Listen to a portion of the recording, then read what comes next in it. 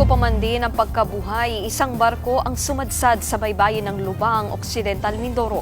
Halos 200 sakay ang nasagip. Narito ang Frontline Report.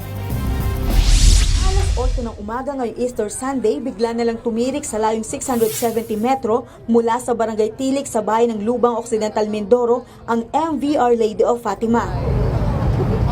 Biyahe sanang Nasugbu Port sa Batangas ang fast crop ng sumadsad.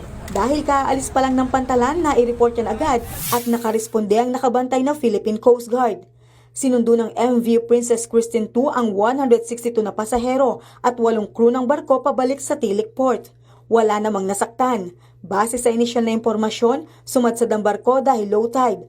Mabato rin ang ilalim ng dagat. Wala namang nangyaring oil spill. Nasa labas din daw ng Marine Protected Area ang nangyaring insidente. Sa kabila niyan, patuloy ang inspeksyon pati na sa barko na pansamantalang sinuspindi ang pagbiyahe.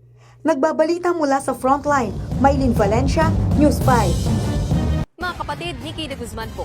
Para sa mga impormasyong dapat ninyong malaman, mag-follow at mag-subscribe na sa social media pages ng News 5.